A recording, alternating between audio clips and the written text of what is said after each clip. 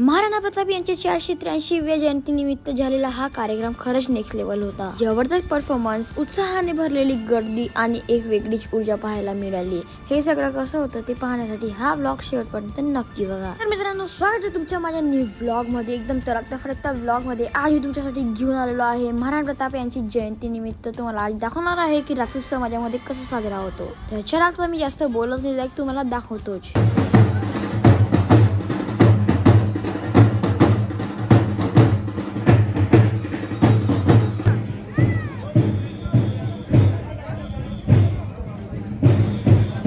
आणि तिकडेच महाराणा प्रताप पण बग्गीवर बसून गेले होते.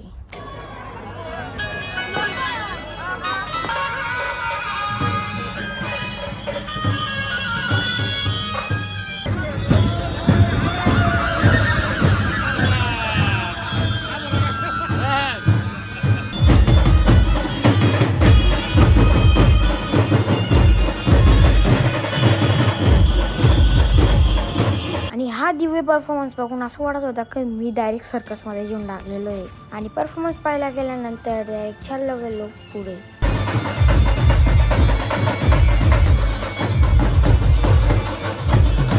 आणि हा परफॉर्मन्स पाहून असं वाटत होतं की काय कलाकारी यार, डायरेक्ट म्हणजे उभे राहून ढोल वाजवत आहे, म्हणजे खतरनाक झालं.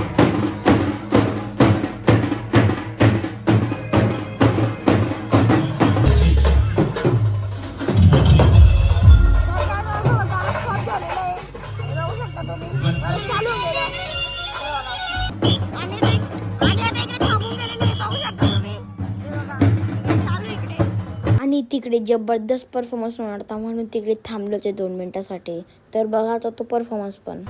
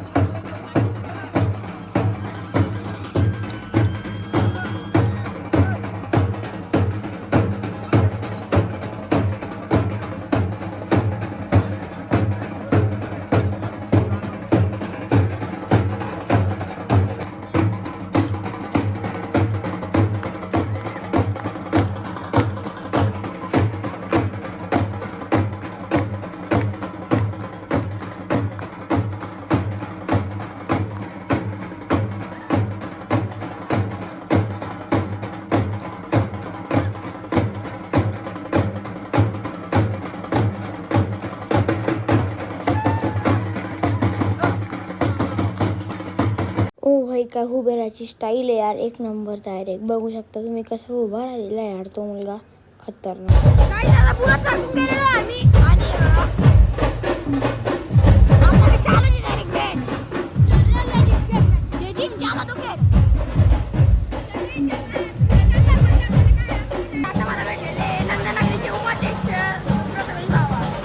Please follow, like and subscribe. Thank you. नाचाची बारी येऊन लागली होती आणि इतकं खतरनाक परफॉर्मन्स होता, म्हणजे तिकडे डान्स करत होते एकदम खतरनाक. डायरेक्ट पाहूनच गेला तुम्ही पुढे.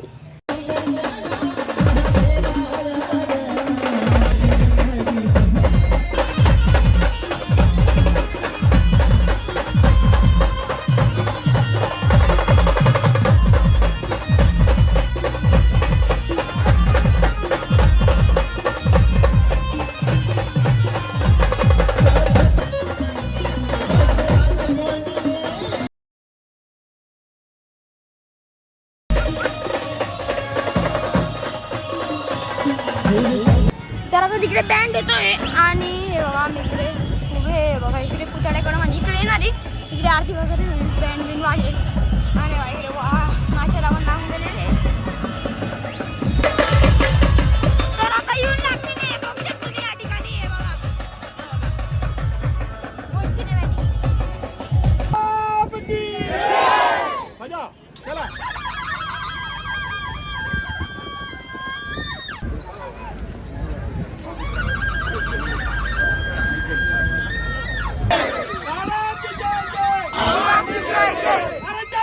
सूरज चांद रहेगा,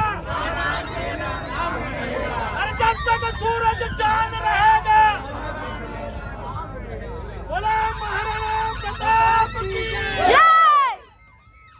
आणि तिकडे महाराजांचे दर्शन झाल्यानंतर मी पण जात होतो घरी, म्हणून संपवतो मी ब्लॉग इकडेच.